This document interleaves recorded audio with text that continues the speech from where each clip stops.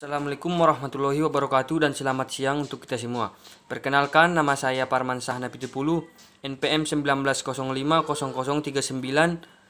Prodi Pendidikan Ekonomi semester 3. Di sini saya akan membahas tentang makalah tentang teori ekonomi makro yang berjudul Equilibrium.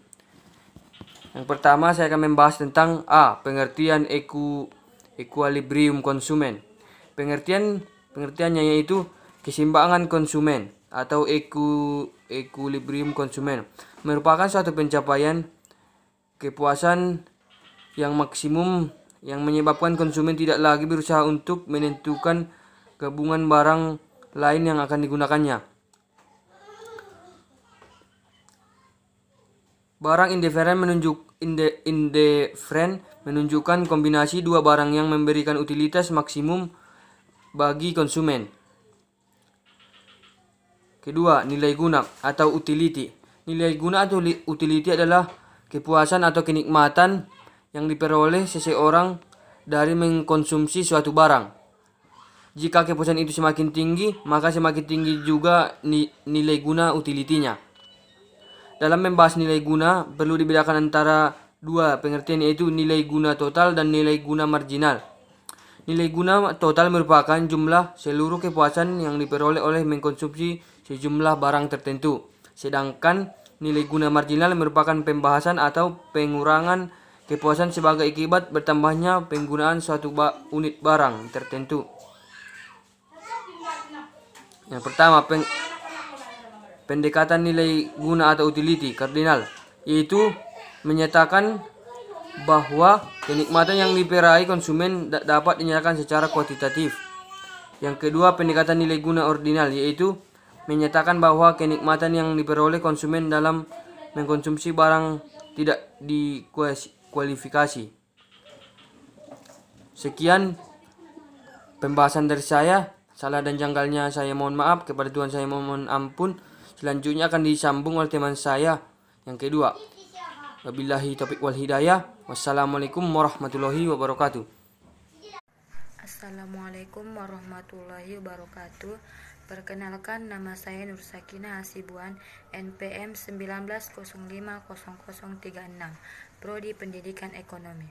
Di sini saya akan melanjutkan presentasi dari saudara Parmansyah, yaitu B. Bagaimana proses yang terjadi pada keseimbangan pasar? Berikut ini adalah hal-hal yang bisa mempengaruhi terjadinya sebuah keseimbangan. Yang pertama adalah penjual menyediakan barang sesuai permintaan. Tugas penjual adalah menyediakan barang disesuaikan dengan permintaan yang ada pada pembeli. Jika barang yang disediakan terlalu banyak, sementara itu tingkat pembelian menurun, maka akan terjadi ketidakseimbangan. Kedua adalah stok barang sesuai penawaran pembeli. Dalam mendapatkan kesepakatan harga antara pembeli dan penjual, maka harga tersebut yang dinamakan dengan harga keseimbangan. Yang ketiga adalah keseimbangan permintaan dan tingkat ketersediaan. Kebutuhan pembeli akan barang yang ada pada pasar menjadikan penjual harus memastikan stok barang dagangannya terus tersedia dalam periode tertentu dan tidak menambah jumlah ketersediaan barang yang berlebihan. Maka, saat pembeli melakukan permintaan terhadap barang tersebut dengan tidak merubah jumlah permintaan, terjadilah keseimbangan. Yang keempat adalah adanya kesamaan jumlah antara stok produsen dan permintaan konsumen. Pada tingkat pemasaran yang efektif, produsen akan menjual barangnya dengan stok yang ada. Setiap harinya, produsen tidak akan menambah jumlah stok barang. Sementara itu, konsumen pun melakukan permintaan barang sesuai dengan jumlah seperti biasanya. Jika hal ini terjadi secara terus-menerus, artinya keseimbangan pada pasar sedang berlangsung. 5. Penentuan harga. Dalam bentuknya yang paling sederhana, interaksi konstan antara pembeli dan penjual memungkinkan harga muncul seiring waktu. Seringkali sulit untuk menghargai proses ini, karena harga sebagian besar barang yang diproduksi ditentukan oleh penjual. 6.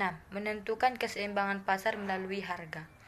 Harga equilibrium juga disebut harga pasar, karena pada harga ini adalah nilai yang tepat untuk dibawa produsen ke pasar, yang berisi target konsumen dan tidak akan ada sisa. Mungkin cukup sekian yang dapat saya sampaikan, kurang dan janggalnya saya mohon maaf. Wassalamualaikum warahmatullahi wabarakatuh. Assalamualaikum warahmatullahi wabarakatuh. Perkenalkan, nama saya Nadia Resti Aprilia, NPM 19050033. Baiklah, di sini saya akan melanjutkan materi dari Saudari Nur Sakinah Hasibuan. Judul yang akan saya bawakan dalam materi ini yaitu mengenai fungsi permintaan dan penawaran pada keseimbangan pasar. Dalam menjalankan keseimbangan pasar terbagi menjadi dua, yaitu mengenai fungsi permintaan dan penawaran. Yang pertama yaitu fungsi permintaan. Fungsi permintaan yaitu fungsi yang ditunjukkan dengan adanya jumlah barang yang diminta serta faktor pendukung lainnya. Dalam menjalankan fungsi permintaan terjadi suatu hukum permintaan, yaitu yang berbunyi jika suatu barang terjadi kenaikan harga permintaan, maka barang tersebut akan mengalami penurunan. Dan begitu juga sebaliknya, jika harga barang mengalami penurunan, maka permintaan barang tersebut akan naik drastis. Yang kedua yaitu mengenai fungsi penawaran, di mana di dalam fungsi penawaran ini ditekankan pada hubungan persamaan antara harga barang dengan jumlah barang yang ditawarkan oleh produsen.